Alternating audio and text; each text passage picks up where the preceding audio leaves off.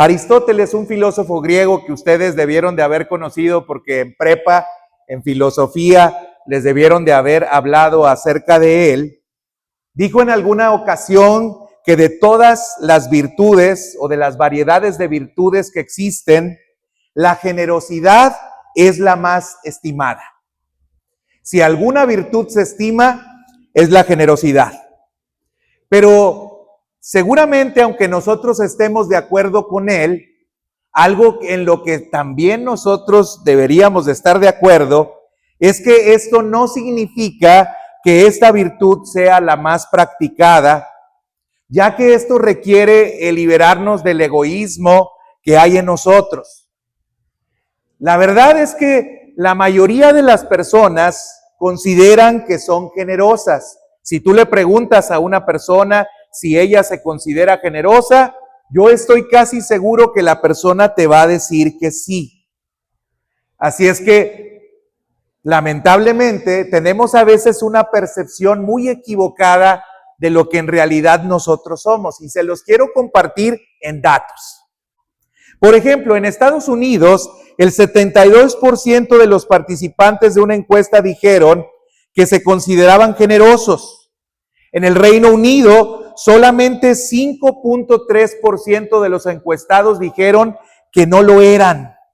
Y en México, aquí a lo mejor fuimos un poco más sinceros, 44.5% dijo que eran generosos y otro 38.4% dijeron que no lo eran y un 13.6% dijeron que eran más o menos generosos. Pero les digo, hay datos que contrastan con la idea que nosotros tenemos respecto a nuestra generosidad.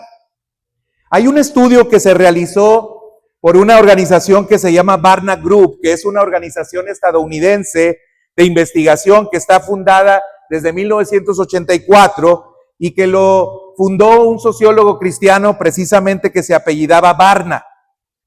Además, hay otra organización que se llama Generis, que también es una organización cristiana que habla acerca de la mayordomía bíblica, de la generosidad y del desarrollo financiero en las iglesias.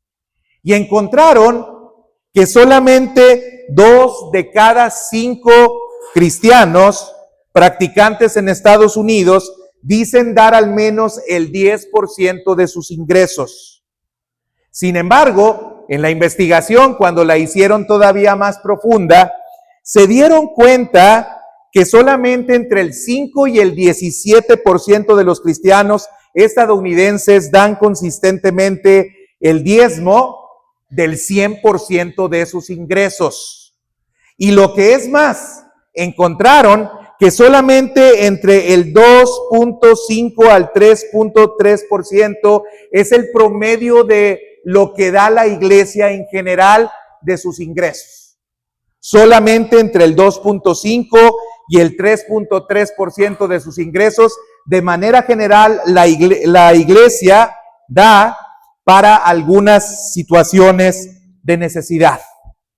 Por otro lado, también, hermanos, se encontró en otro estudio que hizo otra organización llamada Gallup, que es una organización muy conocida en Estados Unidos, en la cual se dice que entre el 1 y el 2% de los ingresos dan las personas no creyentes. Ahora, fíjense muy bien, no hay mucha diferencia entre lo que da un no creyente y entre lo que da un cristiano. Un cristiano da entre el 2.5 al 3.3 y un no creyente da entre el 1 y el 2%. Pero hay otros datos también bastante interesantes. Por ejemplo, se habla acerca de algunas estadísticas relacionadas con algunos países. Estados Unidos es el segundo mejor país que da. Y los datos que yo les estoy presentando son de Estados Unidos. Y las estadísticas que yo les estoy presentando son de Estados Unidos. México, hermanos, ocupa el puesto 51 de 101 países si pensamos en que México es muy generoso. Y lo que da en México en promedio una persona es el 0.89% de su ingreso. Así que, como les decía, yo tengo otros datos. Ahora, entiendo que estas son estadísticas generales, No estoy hablando de una estadística propia o no estoy hablando de una estadística particular, incluso de nuestra iglesia o de alguna otra iglesia. Estoy hablando de manera general. Pero estos datos, hermanos, nos permiten más o menos darnos cuenta o asomarnos a la realidad que vivimos en la mayoría de las iglesias y sobre todo a la condición de nuestro corazón. Porque así como en el pasaje que veíamos, a veces nosotros pensamos que damos mucho, pero en realidad la proporción que damos es mínima contrastada con lo que podríamos nosotros dar. Y de eso hoy voy a hablar, hermanos. Hoy quiero hablar acerca de dar para crecer. Pero en esta ocasión ya no voy a hablar acerca de dar tiempo, sino voy a hablar acerca de dar dinero. Para poder crecer, cualquier organización de la que usted me hable, y obviamente ahí no podemos excluir a la iglesia, necesita estos factores. Necesitas gente que esté dando tiempo para realizar algunas tareas y algún trabajo, pero no solamente necesitas tiempo de personas haciendo trabajo, sino que necesitas de manera natural recursos económicos para poder llevar a cabo la tarea que tienes como empresa o como organización. Y la iglesia no es la excepción, hermanos. La iglesia no puede crecer si solamente pensamos que podemos dar un poquitito de nuestro tiempo y podemos dar también un poquitito de nuestros ingresos. La iglesia no se va a desarrollar como se debería de desarrollar si nosotros no empezamos a entender que algo tenemos que dar. Ahora, al abordar este tema, yo quiero hablar de dos cosas. Primero, quiero hablarles acerca de lo que la Biblia habla respecto a la riqueza. Y luego, en la segunda parte, quiero hablarles acerca de en qué proporción debemos de dar y con qué actitud debemos de dar. Primero lo que dice la Biblia acerca de la riqueza y posteriormente la actitud que debiéramos de tener cuando damos y la proporción en la que nosotros deberíamos de dar. Y vamos entonces a varios pasajes. Les decía que hoy vamos a ver algunos pasajes. Quiero que los consideremos algunos de estos pasajes. Primeramente quiero que vayan por favor conmigo a un pasaje que se encuentra en Mateo 6 del 19 al 21. Y ahí quiero que mantenga su Biblia. Lo primero que debo de decirles, hermanos, es que la riqueza en el judaísmo del primer siglo era interpretada en dos polos distintos.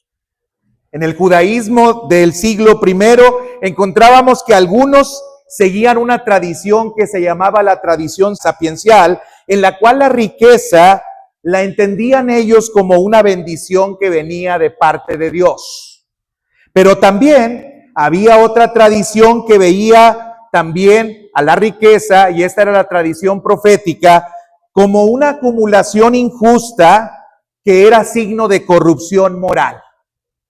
Fíjense, dos posiciones muy distintas que existían entre los judíos en el primer siglo cuando Jesús va a hablar acerca de la riqueza. Unos pensaban que la riqueza era un signo de la bendición de Dios, pero otros pensaban que la riqueza en realidad era una muestra de la acumulación injusta y era un signo de corrupción moral.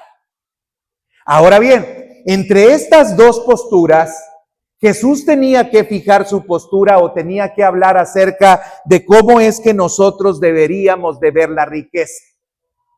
Y Jesús tuvo la sabiduría para encontrar el punto medio entre estas dos situaciones que tensaban. Es decir, Jesús no ve a la riqueza como algo necesariamente corrupto, pero tampoco Jesús ve a la riqueza necesariamente entendida como una bendición de Dios. Y ahorita voy a clarificar esto porque sabemos que todo es de Dios y todo proviene de Dios. Pero no necesariamente cuando esto se acumula y se queda con nosotros. Y las enseñanzas que Jesús dio nos dan algunos principios precisamente acerca de cómo nosotros debemos de ver la riqueza. Les decía, Mateo 6, del 19 al 21, dice: no os hagáis tesoro en la tierra, donde la polilla y el orín corrompen y donde ladrones minan y hurtan, sino haceos tesoros en el cielo, donde ni la polilla ni el orín corrompen y donde ladrones no minan ni hurtan, porque donde está vuestro tesoro, ahí estará también vuestro corazón. Jesús está hablando dentro del Sermón del Monte y va a hablar acerca de la riqueza. Y entre el capítulo 5 y 7 va a hablar en varias ocasiones acerca de la riqueza, y él va a utilizar el término tesoro para hablar acerca de aquello que nos da seguridad o que nos da a nosotros identidad. Y Jesús entonces utiliza este pasaje para hacernos ver, hermanos, que cuando hablamos de riqueza, la riqueza sirve o ayuda para revelar la condición del corazón. Escuchen, la riqueza ayuda para saber cuál es la condición del corazón. Por eso Jesús dice, si tu corazón está en las cosas eternas, entonces tu corazón no estará en la búsqueda de las cosas materiales principalmente o fundamentalmente. Y nuevamente quiero aclarar, lo decía la semana pasada, no quiero decir con esto que nosotros no debamos de trabajar, ni quiere decir esto que no podamos prosperar, pero lo que sí quiere decir es que si tu prioridad y tu intención y tu corazón están en las riquezas, entonces está ayudando eso para dar a conocer cuál es la condición en la cual tú te encuentras.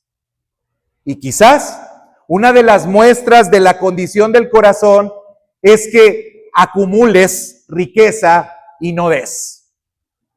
Eso revela el corazón que tienes para con las riquezas. Es decir, hay personas que pueden prosperar mucho o tener mucho, pero en esa misma proporción pueden dar.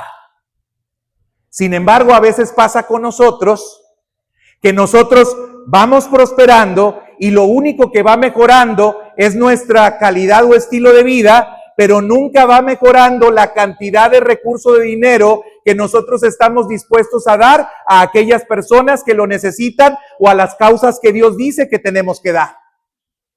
Empezamos a crecer en nuestro trabajo y lo que empezamos a pensar no es en cómo yo puedo dar, sino en cómo me puedo comprar quizás otra casa. O a lo mejor empiezo a pensar en cómo yo me puedo comprar otro terreno. O empiezo a pensar en cómo yo me puedo comprar otro carro. Pero no pienso, y eso habla del corazón, en que Dios me ha bendecido y me ha bendecido para que yo pueda dar en mayor proporción. Y en lugar de subir la capacidad que ahora yo tengo para dar, me mantengo exactamente en la misma capacidad, a pesar de que tengo ingresos mayores y he sido prosperado de mejor manera. Mateo 6:24 también nos habla acerca de las riquezas y nos dice que las riquezas pueden ser un poder antagónico contra Dios. Miren lo que dice Mateo 6:24. Ninguno puede servir a dos señores, porque o aborrecerá al uno y amará al otro, o estimará al uno y menospreciará al otro. No podéis servir a Dios y a las riquezas. Jesús nuevamente habla acerca del tema de riquezas unos versículos después. Lo primero que nos hace ver es que la riqueza revela la condición del corazón, pero luego también nos hace ver que la riqueza puede antagonizar con Dios. Es decir, el dinero o la riqueza se puede convertir en nosotros o para nosotros en un Dios. La dependencia absoluta del dinero, la lealtad dividida, la idolatría económica es lo que está tratando de mostrar Jesús a través de este pasaje. No hay forma en la cual tú puedas servir a una cosa y a la otra. O sirves a una o sirves a la otra, pero no puedes servir al mismo tiempo a las dos cosas. Ahora Jesús sigue enseñando cosas acerca de la riqueza Y más adelante, en Marcos 10, del 23 al 25, no solamente nos revela que la riqueza puede ser un poder espiritual antagónico contra Dios, o que la riqueza puede ser una revelación de la condición de nuestro corazón, sino que también la riqueza puede ser un obstáculo para que nosotros podamos llegar a Dios. Y este pasaje es de sobra conocido por nosotros. Marcos 10, 23 al 25 dice: entonces Jesús, mirando alrededor, dijo a sus discípulos: cuán difícilmente entrarán en el reino de Dios los que tienen riquezas. Los discípulos se asombraron de sus palabras, pero Jesús respondiendo volvió a decirles: hijos, cuán difícil les es entrar en el reino de Dios a los que confían en las riquezas. Más fácil es pasar un camello por el ojo de una aguja que entrar un rico en el reino de Dios. ¿Por qué se sorprendieron los discípulos cuando Jesús les dijo que era muy difícil que un rico pudiera entrar al reino de los cielos? Se sorprendieron porque, como les dije al principio, habían dos visiones respecto a lo que era la riqueza. Y una era que la riqueza representaba la bendición que Dios te estaba dando. Así que para ellos era difícil de entender cómo ahora Jesús les estaba diciendo que los ricos difícilmente iban a entrar al reino de los cielos, puesto que se entendía que aquellos que tenían riqueza habían sido bendecidos por Dios o eran del agrado de Dios. Pero Jesús les hace ver, por eso les decía, que hay una tensión entre estas dos posturas y que no necesariamente la riqueza habla de la bendición de Dios, sobre todo cuando la riqueza nos posee a nosotros.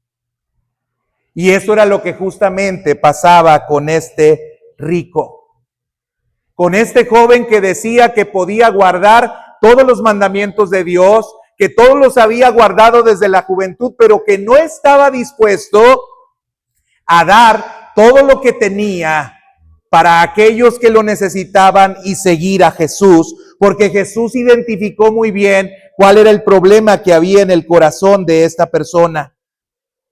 Jesús no está declarando que sea imposible que un rico entre al reino de los cielos, pero Jesús sí está haciendo ver que humanamente es imposible sin la intervención divina y sin la transformación del corazón del rico, que el rico pueda entrar al reino de los cielos. Ahora, no es el único pasaje en el cual habla de riqueza Jesús. Vean Lucas 12 del 16 al 21.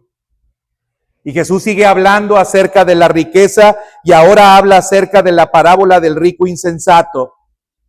Y esto muestra cuándo la riqueza se puede convertir en un pecado. Dice Lucas 12 del 16 al 21. También les refirió una parábola diciendo: la heredad de un hombre rico había producido mucho, y él pensaba dentro de sí diciendo: ¿qué haré? Porque no tengo dónde guardar mis frutos.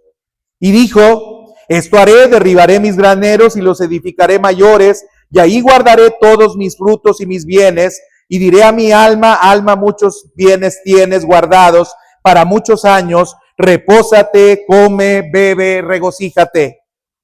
Pero Dios le dijo: necio, esta noche vienen a pedirte el alma, y lo que has provisto, ¿de quién será? Así es el que hace para sí tesoro y no es rico para con Dios. Fíjense lo interesante. Un hombre necio que se dedicó a la vida productivista, como lo decía yo la semana pasada, pero que Dios ve que esa riqueza se convirtió en pecado por dos condiciones principalmente. Y esto es algo que tú debes de darte cuenta. Si la riqueza que tú tienes se ha convertido en pecado, lo puedes saber a través de dos cosas. La primera de ellas es que en el discurso que hace este hombre nunca hace referencia a Dios. Él está pensando en lo que él quiere hacer, en lo que él se propone, en lo que él quiere lograr, en lo que él quiere guardar, pero nunca hace referencia a Dios en lo que él está hablando o está diciendo. Y la segunda condición es que en ningún lado menciona a su prójimo o a los pobres. Él solamente está pensando en sí mismo. Él está diciendo, yo voy a hacer riqueza, pero nunca está pensando en cómo Dios quiere que él administre su riqueza, ni tampoco está pensando en su prójimo que tiene necesidad y al cual le puede dar. Hermanos, es bastante triste cómo podemos ver que hay personas que acumulan miles y miles y miles de millones de dólares y podrían resolver en un momento y en un instante el problema que se tiene de pobreza en el mundo o de hambre en el mundo, pero no están dispuestos a hacerlo. Por eso Santiago decía, ricos, aullad y llorad por las miserias que os vendrán, porque ustedes han afrentado al pobre. Clama el jornal del trabajador, el cual ustedes le niegan el pago cuando sus riquezas están enmohecidas. Hermanos, la acumulación de riqueza sin consideración del otro y sin consideración de lo que Dios dice respecto a la manera en la cual debemos de usar la riqueza es pecado. Así que la riqueza, fíjense lo que hemos dicho, nos ayuda a revelar cuál es la condición de nuestro corazón. La riqueza, hermanos, nos ayuda también a que nosotros entendamos que se puede convertir en un poder espiritual en contra de Dios. La riqueza, hermanos, también puede ser un obstáculo para que nos acerquemos a Dios. Y la riqueza, hermanos, se puede llegar a convertir en un pecado cuando solamente pensamos en nosotros y en ninguna otra persona más. Eso es lo que hasta ahorita nos ha dicho Jesús sobre la riqueza. Pero miren lo que sigue diciendo ahora Jesús en Lucas 16 del 1 al 14. En Lucas 16 del 1 al 14, ahora Jesús va a hablar acerca de la riqueza como una mayordomía escatológica. Y ahorita le explico esto de escatológico. Es que es la palabra dominguera que tenía que utilizar el día de hoy. Escatológica. Jesús ahí nos dice lo siguiente en el capítulo 16 de Lucas, versículos 1 al 14. Dice, dijo también a sus discípulos, había un hombre rico que tenía un mayordomo y este fue acusado ante él como disipador de sus bienes. Entonces le llamó y le dijo, ¿qué es esto que oigo acerca de ti? Da cuenta de tu mayordomía, porque ya no podrás más ser mayordomo. Entonces el mayordomo dijo para sí, ¿qué haré? Porque mi amo me quita la mayordomía. Cavar no puedo, mendigar me da vergüenza. Ya sé lo que haré para que cuando se me quite de la mayordomía me reciban en sus casas. Y llamando a cada uno de los deudores de su amo, dijo al primero, ¿cuánto debes a mi amo? Él dijo, 100 barriles de aceite. Y le dijo, toma tu cuenta, siéntate pronto y escribe 50. Después dijo a otro, ¿y tú cuánto debes? Y él dijo, 100 medidas de trigo. Él le dijo, toma tu cuenta y escribe 80. Y alabó el amo al mayordomo malo por haber hecho sagazmente, porque los hijos de este siglo son más sagaces en el trato con sus semejantes que los hijos de luz. Y yo os digo, ganad amigos por medio de las riquezas injustas, para que cuando éstas falten nos reciban en las moradas eternas. Aquí me quiero detener.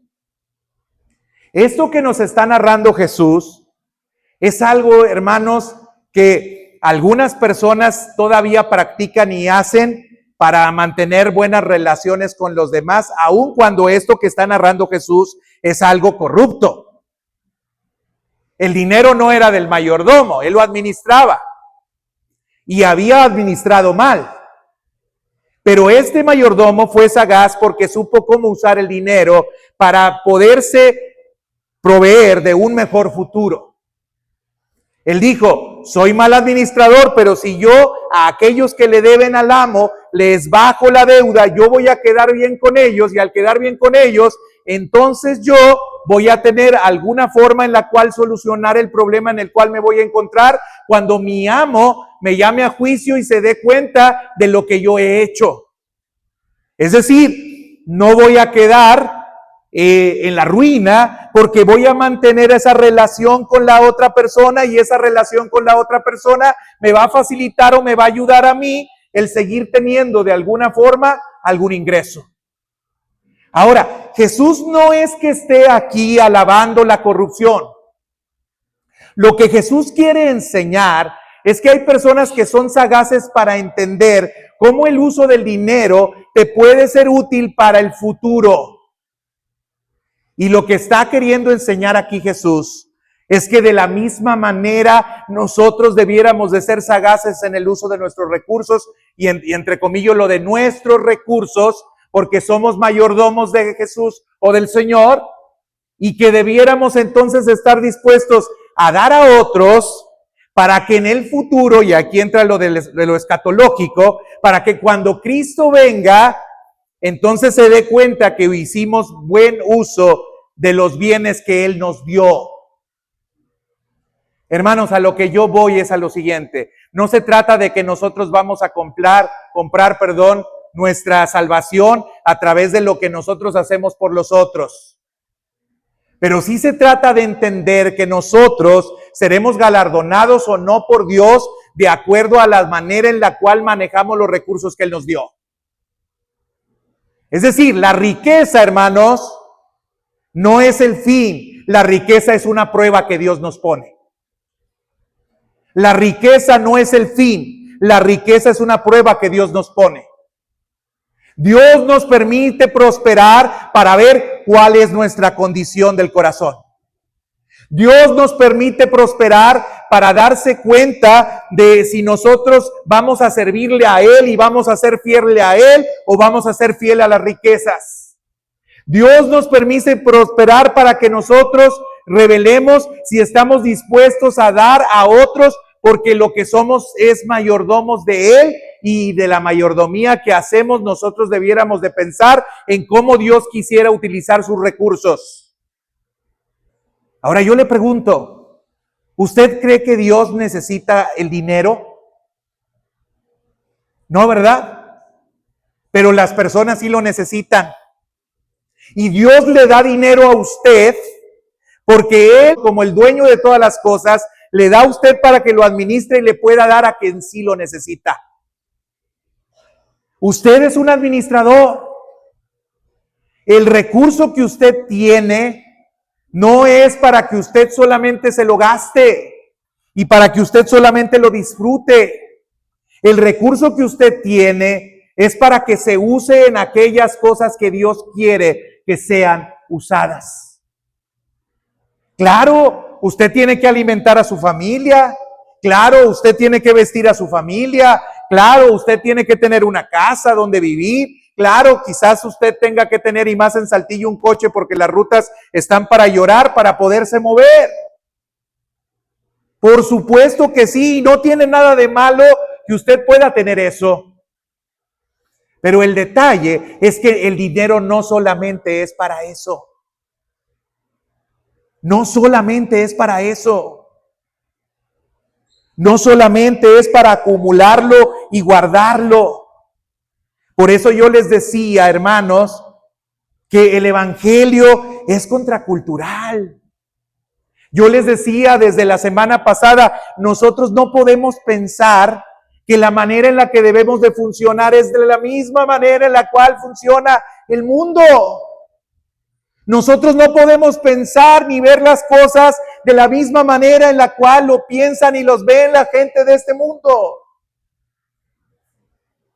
Nosotros a veces le hacemos más caso a las recomendaciones que da Carlos Slim o algún rico que escribe su libro, en lugar de al libro que escribió Dios para nosotros respecto a la manera en la cual debemos de ser mayordomos de lo que Dios nos ha dado.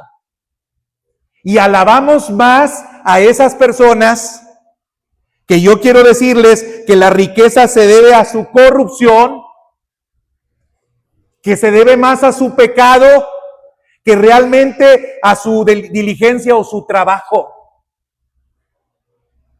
Porque como les digo, ¿cómo es posible que la gente pueda acumular tanto?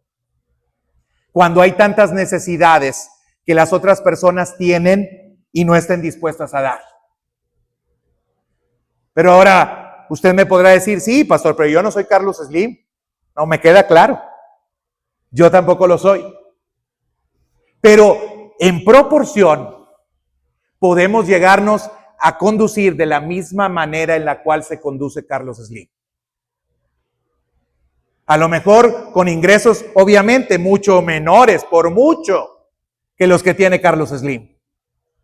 Pero la condición del corazón puede ser exactamente la misma. Así que fíjense lo que he dicho acerca de la riqueza. La riqueza se debe entender como una bendición divina que si se acumula injustamente es signo de corrupción. La riqueza se debe de entender que nos ayuda a revelar lo que hay en nuestro corazón. La riqueza puede llegar a ser un poder antagónico contra Dios. La riqueza, hermanos, puede ser un obstáculo para la vida espiritual porque reduce nuestra capacidad de percibir nuestras necesidades y nuestra necesidad particularmente de Dios. La riqueza, hermanos, se puede volver pecado cuando eliminamos la referencia de Dios y la referencia del prójimo. Y la riqueza, hermanos, es una prueba que Dios nos da para ver si nos puede luego confiar bienes eternos. Eso es lo que podemos encontrar respecto a la riqueza. Eso nos enseña Jesús respecto a la riqueza. Ahora ya tenemos el marco de referencia. Tenemos el contexto. Por lo cual ahora le voy a decir la manera y proporción en la cual debemos de dar. Si usted no sabía eso, entonces yo, si empiezo a decirle que usted tiene que dar y que debe de dar en tal proporción, inmediatamente va a decir, ¿por qué? Porque nuestro pensamiento regularmente es como el pensamiento de este mundo. Pero estamos yendo a las enseñanzas de Cristo y partiendo como base de las enseñanzas de Cristo para que luego a partir de lo que Cristo enseña, entonces nosotros sepamos cómo es que nosotros debemos de dar. Y fíjense, primer referencia para que usted más o menos le tantee el agua a los camotes respecto a cuánto debiéramos de dar. Primer referencia, el Antiguo Testamento. Claro, sabemos que no está vigente la ley del Antiguo Testamento, claro que lo sabemos, pero es una referencia que nos ayuda. Ahora, mucho se ha discutido sobre si el diezmo es vigente o no es vigente. Bueno, así legalmente como está establecido aquí, no. Pero ahorita le voy a explicar que incluso como tenemos esta referencia, entonces debiera de ser mayor, no menor. Fíjese usted. Cuando hablamos de diezmo, regularmente nosotros pensamos que los judíos solamente daban el 10% de lo que ellos generaban a lo largo del año. Recuerde que la actividad era agrícola principalmente o ganadera. Eran actividades primarias a las cuales se dedicaban. Y obviamente, pues la cosecha venía después de un ciclo o después de un tiempo. Así que cuando ellos diezmaban de lo que se había generado durante todo el año o durante todo el ciclo. Pero había varios diezmos, no había solamente uno. Primero, había un diezmo que se daba para los sacerdotes, el diezmo levítico.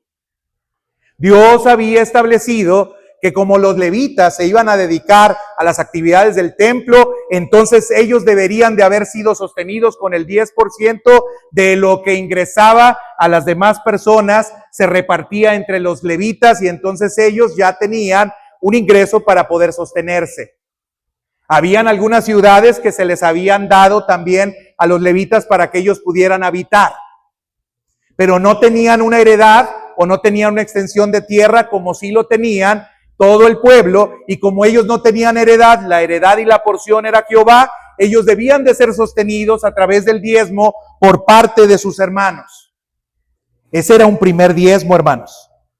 Pero había otro diezmo que era el diezmo festivo. Habían fiestas anuales. Y en las fiestas anuales el pueblo de Israel tenía que llevar el 10% de lo que ellos también habían tenido. Así que en el Antiguo Testamento, si usted pensaba que era el diezmo, no era el diezmo, era el 20. Pero no solamente era el 20, había otro diezmo más. Había un diezmo que se daba cada 3 años. Era un diezmo trienal que se utilizaba para ayudar a aquellas personas que se encontraban en necesidad.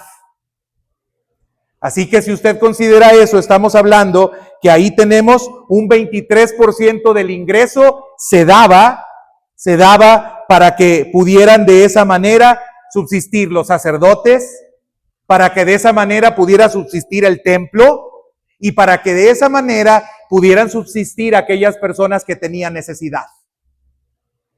3 cosas, 3 necesidades principales que habían que suplir y que estaban en el Antiguo Testamento. No voy a leer los pasajes, pero usted lo puede ver en pasajes como Números 28 al 29, como en Levítico 27, como en Números 18, como en Deuteronomio 14, ahí puede ver todo esto. Pero saben, además de ese 23%, esto solamente era el diezmo, el 23%. Además de este 23%, hermanos, había también algunos sacrificios principales descritos en Levítico 1 al 7, como era el holocausto, la ofrenda vegetal, la ofrenda de paz, la ofrenda por el pecado y la ofrenda por la culpa. Es decir, adicionalmente, había ciertos sacrificios que se tenían que realizar y para hacer esos sacrificios se necesitaba que la gente llevara de sus corderos o de los animales que se requirieran para poder hacer el sacrificio. Así es que ya no es el 23, es un poco más del 23. Pero además de eso, había también sacrificios regulares obligatorios. Esto se narra en Números 28 al 29. Y se tenían que ofrecer 2 corderos diarios con ofrenda vegetal y libación, 2 corderos adicionales cada sábado. Se tenían que dar 2 becerros mensualmente, un carnero y 7 corderos en la luna nueva. Se tenían que además hacer fiestas solemnes anuales como la Pascua, Pentecostés, trompetas, día de expiación, tabernáculos, y todo esto implicaba algunas otras ofrendas adicionales de animales. Entonces, si usted pensaba que en el Antiguo Testamento la gente daba solamente el 10%, está muy equivocado. La gente daba más del 23% de sus ingresos. Por eso les digo que necesitamos revisar si somos o no somos generosos, hermanos. Porque a veces nosotros decimos, no, yo soy muy, pero muy generoso. Pero si tomamos esta primera referencia, nos vamos a dar cuenta que quizás nos quedamos lejos de lo que debiera de darse. Ahora bien, hermanos, ¿qué enseña Jesús? Porque ustedes me dirán, sí, pero yo no soy judío. Usted dijo en Romanos que nosotros no éramos judíos. Sí, no somos judíos. Es una referencia solamente. ¿Pero qué dijo Jesús? Ahora sí, vaya a Marcos 12, 41 al 44. Marcos 12, del 41 al 44. Mire lo que dice.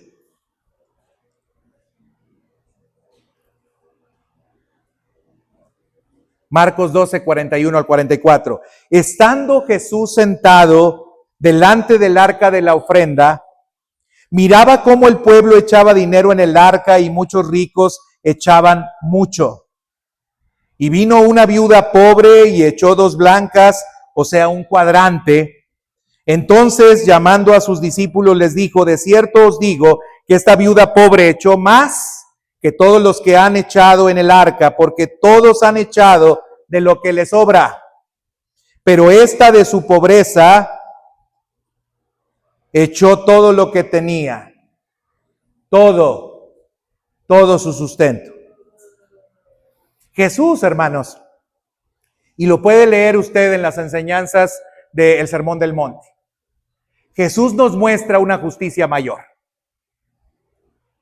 Los fariseos, los escribas y los judíos se habían acostumbrado a vivir solamente con un mínimo de requerimientos.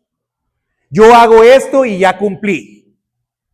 Pero si usted va a Mateo 5 al 7, se va a dar cuenta que Jesús hablaba acerca de que la justicia nuestra debía de ser mayor que la justicia de los escribas y de los fariseos. Incluso Jesús, aunque jamás alentó que se diezmara, y en la primera siglo de la iglesia no vemos que fuera una práctica obligatoria, Jesús también en sus enseñanzas nunca desalentó para que diezmaran. Nunca lo hizo. Pero sí nos enseña, hermanos, que en un sistema humano las cosas se miden por cantidades, pero en un sistema divino se miden por sacrificio. Los hombres que estaban dando allí pensaban que daban mucho. En proporción, claro que sí. Lo que ellos ofrendaban era demasiado en comparación con lo que estaba dando esta mujer. Lo que estaba dando esta mujer equivalía al pago de 1 hora de trabajo. Pero ese era lo único que ella tenía. Tenía ni siquiera lo suficiente para vivir ese día. Y ella dio todo lo que tenía. Solamente 1 hora de trabajo era lo que representaba lo que ella estaba dando. Pero había una gran diferencia entre lo que ella estaba dando y entre lo que los demás estaban dando. Los otros daban más en cantidad, pero no representaba para ellos ningún sacrificio, porque ellos estaban dando solamente lo que les sobraba. Y hermanos, eso revela la condición del corazón. Cuando usted da solamente porque le sobró, eso revela la condición del corazón. Vimos cuando hablamos acerca del video de las primicias, ¿qué dio en este caso Abel? ¿Dio lo que le sobró o dio lo mejor? Dio lo mejor, dio las primicias. Él no sabía si iba a tener luego otro cordero o otra oveja, pero la primera que recibió fue y la dio. ¿Qué hizo Caín? Hizo lo contrario. Lo que hizo Caín fue, sembró, pero no llevó lo primero, llevó de lo que le sobró. Y Jesús nuevamente nos presenta exactamente la misma imagen. Una persona que da todo y da lo mejor, y una persona que solamente da aquello que le sobra. Una persona que calcula y una persona que confía. Y saben, como cristianos debiéramos de saber que así debiéramos de vivir.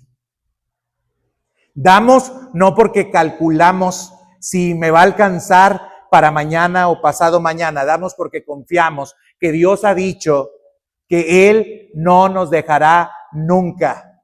Porque nosotros confiamos que Él alimenta a las aves de los cielos y viste a los lirios del campo. Nosotros ofrendamos porque sabemos que la mano de Jehová nunca se acorta para bendecir. Nosotros damos porque sabemos que Él ha dicho, no te dejaré ni te desampararé. Nosotros damos porque sabemos que nuestro Dios nos da mucho más abundantemente de lo que nosotros pedimos y esperamos. Nosotros damos porque sabemos que nuestro Dios es fiel. Nosotros damos porque sabemos que toda buena dádiva y todo don perfecto proviene del Padre de las luces, en el cual no hay variación de sombra. Él nunca nos va a dejar. Y esa debiera de ser la manera en la cual nosotros deberíamos de dar. No medidamente. Porque a veces no tenemos medidas ni proporciones para otras cosas. ¿Cuánto gastamos en tecnología? En el nuevo celular. ¿Cuánto gastamos quizás en ropa? En la marca que nos interesa que sea de marca la ropa. ¿Cuánto gastamos en los tenis? Los tenis tienen que ser de X marca. ¿Cuánto gastamos en el tipo de carro que queremos tener? Y ahí no nos preocupamos por la proporción. Un vehículo es un vehículo, hermanos. Nos lleva y nos trae igual a todos. Así es que si usted tiene un vehículo modesto, le sirve para lo mismo que aquel que tiene un vehículo de mejor gama. Pero sirve para lo mismo. Y aquí lo que usted tiene que ver es precisamente las proporciones. Aquí lo que usted tiene que ver es si realmente usted está dando lo que debe de dar o está dando menos para usted acaparar o tener. Es decir, yo no le voy a decir a usted, hermano, que está mal que traiga un carro del año. Si lo trae, qué bueno. Pero si de la misma forma en la cual fue prosperado para tener un carro, da para el reino de Dios. Si es la misma proporción, adelante. Si se gasta lo mismo, adelante. Pero si no, hermanos, sí tiene que pensar en dónde está su corazón. Lo tiene que pensar. No está mal que prosperemos. Y ahorita le voy a dar algunos ejemplos de algunas personas que han prosperado mucho. Pero más adelante. Hermanos, ahora, esta es otra referencia a lo que Jesús enseña. Fíjese, en el Antiguo Testamento más del 23%. Ahora Jesús dice todo de corazón y no lo que te sobra, lo mejor. Pero vean ahora las prácticas de la iglesia apostólica. Si usted va a Hechos 2 del 44 al 45, vea lo que se dice. Todos los que habían creído estaban juntos y tenían en común todas las cosas. Y vendían sus propiedades y sus bienes y lo repartían a todos según la necesidad de cada uno. A ver, hermano. Fíjense cómo vivía esa iglesia. Y esta no es una regla o una norma que yo voy a aplicar en la iglesia. Porque usted tiene que dar y lo tiene que dar de corazón. Pero a ver, ¿quién tiene una propiedad extra? ¿Quién tiene un terreno más? ¿Quién tiene una casa más? ¿Quién tiene algo de más? Y yo le voy a preguntar, ¿estaría dispuesto a vender eso y darlo para que no haya necesidad en la iglesia? ¿Estaría dispuesto a ofrendarlo o a darlo para que esta iglesia pudiera avanzar? A lo mejor pudiéramos nosotros tener un terreno para luego construir un edificio. Bueno, hermanos, las necesidades que se veían en el Antiguo Testamento son las mismas necesidades que se ven en este tiempo y se tienen en este tiempo. Necesitamos un lugar donde reunirnos. Necesitamos un lugar en el cual realizar nuestras actividades. Necesitamos unas personas que dirijan el trabajo de la iglesia y que también necesitan ser sostenidas. Necesitamos ayudar a personas que se encuentran en necesidad. Se sigue necesitando exactamente lo mismo. La pregunta es, ¿cómo lo vamos a hacer si lo que venimos a dar son solamente las obras? Y no estamos dispuestos muchas veces a dar como daba la iglesia. La iglesia dice que vendían sus propiedades para que no hubiera necesitados entre ellos. Pero como tenemos planes de que me quiero construir otra casa en no sé qué lugar, o quiero hacerme de otra propiedad, o quiero dejarle a mis hijos no sé qué cosas, qué bueno que tengamos nosotros metas. Pero tenemos que pensar cómo Dios quisiera que nosotros administráramos lo que Él nos ha dado. Mire usted, Hechos 4, 32 al 35. Y la multitud de los que habían creído era de un corazón y un alma, y ninguno decía ser suyo propio nada de lo que poseía. Ninguno decía ser suyo nada de lo que poseía. Hermano, ¿realmente usted cree que las cosas que usted administra no son suyas? ¿O tiene la idea de que sí lo son? Porque la iglesia no pensaba así. Ellos entendían que todo lo que tenían era del Señor. Todo lo que tenían. Todo. Pero, ¿saben? Hemos sido tan infectados, tan dañados, tan lastimados por las corrientes de este siglo, por ideologías de este siglo. Y cuando hablo de ideologías, hablo de capitalismo. Cuando hablo acerca de ideologías, hablo de liberalismo económico. Cuando hablo acerca de ideologías, hablo de todas las teorías económicas que nosotros podemos conocer, pero que no corresponden a lo que Dios dice que nosotros debemos de entender. Ese es un problema grande, que no queremos ver las cosas desde la perspectiva de Dios, las queremos ver desde otra perspectiva. Hechos 11:29, vean lo que dice. Entonces los discípulos, cada uno conforme a lo que tenía, determinaron enviar socorro a los hermanos que habitaban en Judea. Una iglesia, hermanos, que no solamente se preocupaba por las necesidades de la propia iglesia local, sino que incluso pensaba en las necesidades de otras iglesias. Así funcionaba la iglesia del primer siglo. No solamente había para sostener y para hacer las actividades de la propia iglesia local, sino que había suficiente incluso para apoyar y ayudar a otras iglesias. En 2 Corintios 8 del 1 al 5, en Macedonia, fíjense lo que hacían los hermanos de Macedonia, según 2 Corintios 8 del 1 al 5. Asimismo, hermanos, os hacemos saber la gracia de Dios que se ha dado a las iglesias de Macedonia, que en grande prueba de tribulación, la abundancia de su gozo y su profunda pobreza abundaron en riquezas de su generosidad. Pues doy testimonio de que con agrado han dado conforme a sus fuerzas y aún más allá de sus fuerzas. La iglesia de Macedonia era una iglesia pobre. No tenían.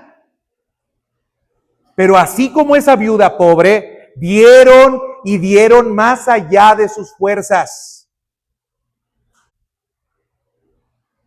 La iglesia de Filipenses, ahí en Filipenses 4, del 15 al 16, dice, y sabéis también vosotros, decía el apóstol Pablo, oh Filipenses, que al principio de la predicación del evangelio, cuando partí de Macedonia, ninguna iglesia participó conmigo en razón de dar y recibir, sino vosotros solos.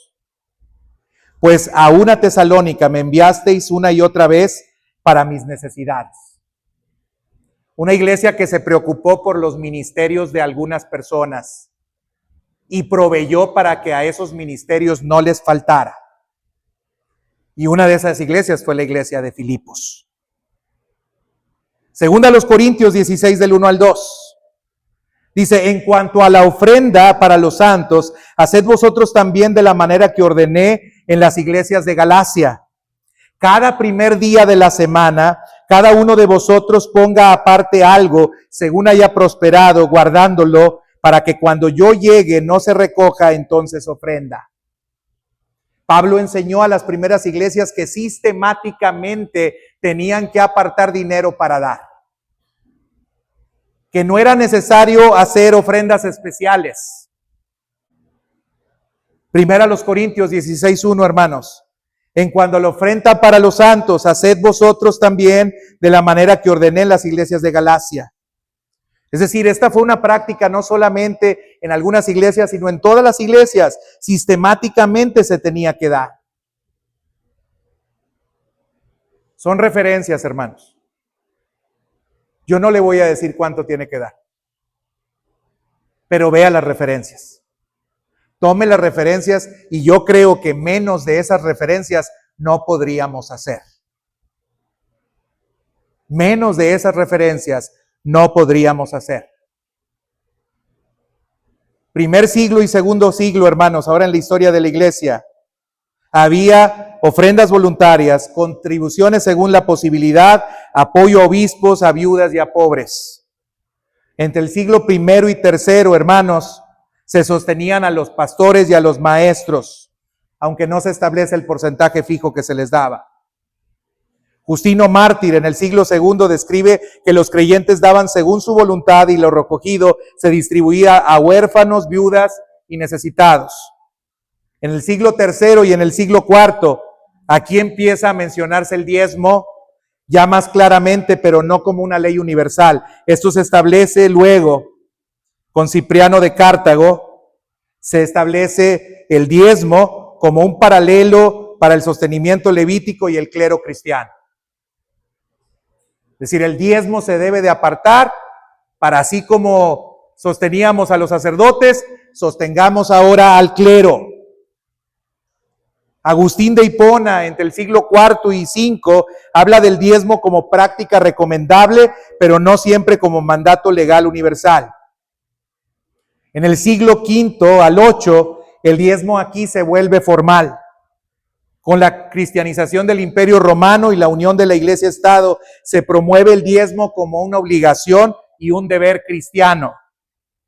En algunos lugares, incluso como obligatorio por ley civil. Y en el siglo VIII, bajo el reinado de Carlomagno, el diezmo se convierte en ley obligatoria en todos los territorios europeos. Obligatorio. Son referencias, hermanos. Yo no le voy a decir cuánto, yo no le voy a decir la cantidad, pero son referencias. Y menos que esas, me parece que no debiéramos de dar. Cristianos generosos, hermanos. Juan Wesley ganaba 30 libras al año, vivía con 28 y daba 2. Pero cuando empezó a ganar más, siguió viviendo con 28 libras y daba el resto porque solamente necesitaba 28 para vivir. Por eso les digo, a veces nosotros prosperamos económicamente y lo único que mejora es nuestra condición. Ahora vivimos en una mejor casa, ahora nos compramos unos mejores muebles, ahora nos compramos un mejor carro, pero en esa proporción no hay para dar. Seguimos dando lo mismo, aunque fuimos prosperados más. Pero damos por cuota. Hermanos, empresarios como R.G. de Tourneur, fue un industrial, inventor y empresario cristiano estadounidense, reconocido por innovaciones en maquinaria pesada. Fue multimillonario. Pero ¿saben qué hacía él? Comenzó primeramente diezmando. Empezó a prosperar su empresa y empezó a dar el 20%. Luego siguió creciendo su empresa y empezó a dar el 50%. Siguió creciendo su empresa y entonces se quedó viviendo solamente con el 10% y daba el 90% de lo que él ingresaba. Y él decía, Dios me permite vivir con el 10%. ¿Cuál fue el resultado? El resultado, hermanos, es que financió misiones en más de 100 países. El resultado es que fundó universidades cristianas. El resultado fue que su empresa creció mientras su generosidad aumentaba. Más daba y más crecía. Más daba y más crecía. Porque Dios le confió esos recursos como mayordomo, porque Dios quería que los utilizara para lo que Él quería usarlos. Pero nosotros nos aumentan el salario, nos compramos algo nuevo. Tenemos algo más de ingreso, compramos otra cosa más. Pero no estamos dispuestos a dar. Stanley Tam murió en el 2016, también fue un empresario cristiano estadounidense. Él, a los 38 años, hermanos, a los 38 años, tomó la decisión poco común. Entregó oficialmente su propiedad a Dios. Se consideró a sí mismo como un administrador. Reestructuró la compañía para que sus utilidades fueran destinadas al ministerio cristiano. Su filosofía era la siguiente, él decía, Dios es el dueño, yo soy el gerente. Dios es el dueño, yo soy el gerente. Él escribió libros de administración cristiana, de finanzas bajo principios bíblicos y de mayordomía radical. Y al igual que el otro empresario, solamente vivía con el 10% y el 90% lo donaba todo. Por eso le digo, Carlos Slim podría resolver muchas cosas. Con el 1% de lo que tiene seguramente podría vivir y bastante bien. Ahora, después de considerar lo que dice la Escritura, hermanos, lo que la enseñanza de la Escritura nos da, yo quiero decirles, el dinero nunca es solo dinero. Escuche bien, el dinero nunca es solo dinero. Es una prueba espiritual. ¿Me escuchó? El dinero nunca es solo dinero. Es una prueba espiritual que quiere revelar cuál es la condición de nuestro corazón. Jesús enseñó que la riqueza revela el corazón, hermanos, que puede convertirse en un señor rival, que puede ser un obstáculo o puede transformarse en un instrumento eterno. No es el monto, hermanos, lo que determina la espiritualidad, sino la confianza con la cual nosotros damos y el corazón con el cual nosotros lo hacemos. Hermanos, el Antiguo Testamento muestra que el pueblo de Dios daba más del 20% que estaba establecido. El Nuevo Testamento no impone un porcentaje, pero eleva el estándar, entrega total, generosidad voluntaria, fidelidad constante. La viuda, hermanos, dio todo. Las iglesias de Macedonia dieron más allá de sus fuerzas. Filipo sostuvo misiones. Jerusalén eliminó la necesidad que había internamente. El principio es el siguiente y es claro. La obra de Dios siempre ha avanzado cuando el pueblo de Dios es generoso. Se lo voy a repetir. Es claro esto, la obra de Dios siempre ha avanzado cuando el pueblo de Dios ha sido generoso. Y si no lo estamos siendo, hermanos, y estamos enfocando en el crecimiento, yo le pregunto a usted, ¿cómo queremos crecer? ¿Cómo queremos crecer? Hoy, hermanos, seguimos enfrentando realidades. Las iglesias necesitan recursos para sostener ministerios. Las iglesias necesitan invertir en evangelismo. Las iglesias necesitan formar discípulos. Las iglesias necesitan apoyar misiones. Las iglesias necesitan impactar a la comunidad y atender necesidades de la comunidad. Hay necesidades reales que siguen estando presentes ahorita. Lo que pasaba en el Antiguo Testamento sigue pasando todavía ahorita. Y esas necesidades siguen siendo reales ahora. Hermanos, el crecimiento espiritual no está desligado del compromiso material. Somos muy espirituales, se nota también a través de cómo somos generosos o no lo somos, hermanos. Me daba mucha risa que David de la Cruz, pastor también, decía en alguna ocasión en el funeral de su abuelo, dijo eso, mi abuelo era muy peculiar. Y él decía, cuando él se bautizó con la cartera. Y le decían, se le va a mojar y todo. Dice, no, yo quiero que sepa muy bien que me estoy bautizando incluso con la cartera y que también la cartera le pertenece a Dios.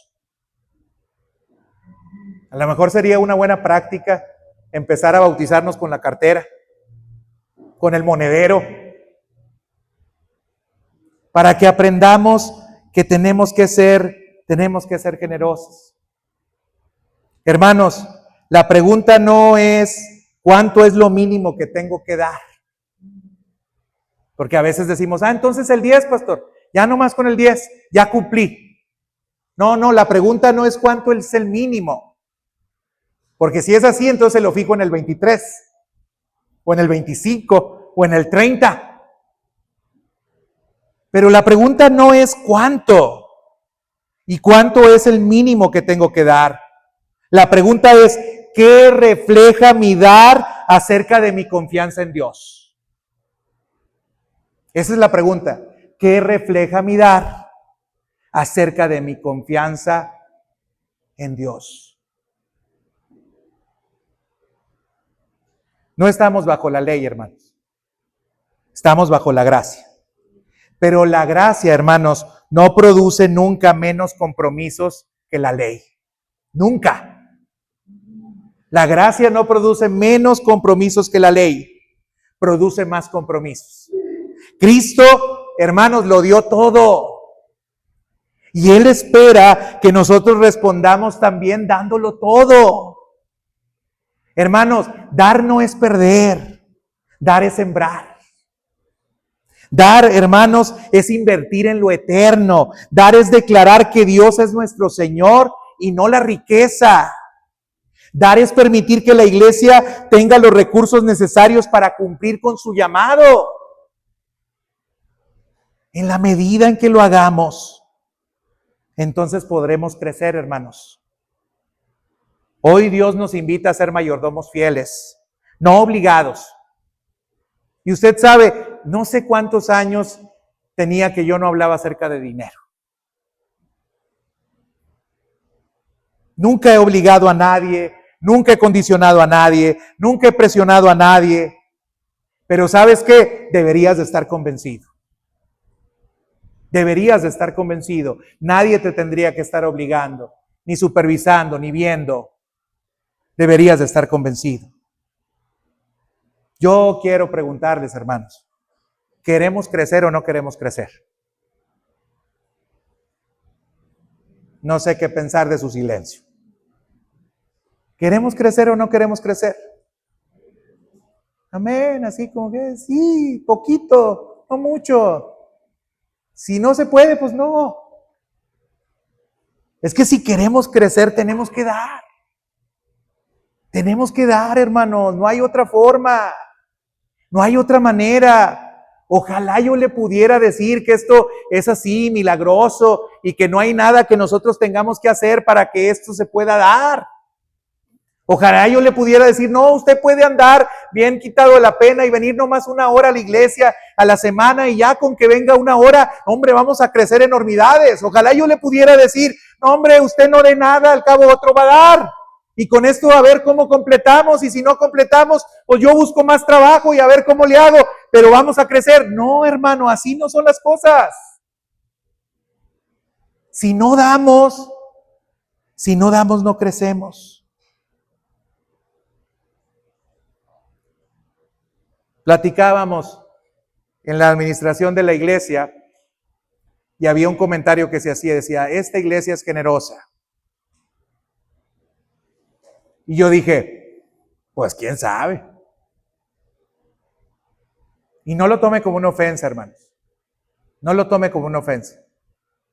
Pero a la luz de lo que dice la Escritura, pensemos si somos o no somos generosos. Porque a mí me parece que nos pasa, como dije al principio, que todos tenemos la percepción de que somos muy buenos y de que somos muy generosos y que damos mucho. Pero cuando somos puestos en contexto, nos damos cuenta, hermanos, de que tan generosos no somos. Y que estamos bastante enfocados en nosotros mismos, en nuestras necesidades, en los planes que yo tengo, en lo que yo quiero hacer. Yo, a diferencia de otros predicadores, no le voy a decir, hermanos, siembre para que entonces coseche. Ni voy a cantar, si tú das 1 peso, el Señor te da 2. Tampoco lo voy a cantar, porque no está en la Biblia y no es cierto. Yo lo que le tengo que decir es que nuestro Dios es generoso. Y si usted es hijo de Dios, tiene que ser generoso. Usted se tiene que parecer a Él. Yo no le voy a decir aquí que si usted da y va a sembrar, entonces usted va a prosperar y va a tener un mejor trabajo y se va a comprar un Lamborghini y va a tener una bodega y va a comprar otras casas y va a convertirse en un inversor inmobiliario. Yo no le voy a decir, jamás va a escuchar de mí eso en mi vida. Voy a decir algo así porque no está en la Biblia. Pero lo que sí está en la Biblia es que nosotros tenemos que ser generosos. Y que aunque tengamos poco o mucho, tenemos que dar con todo nuestro corazón. Y tenemos que dar lo mejor. Lo mejor. Eso se lo voy a decir las veces que sea necesario, siempre lo voy a sostener. Usted tiene que dar lo mejor. No las obras, tiene que dar lo mejor. Cada día se tiene que presentar aquí para dar lo mejor.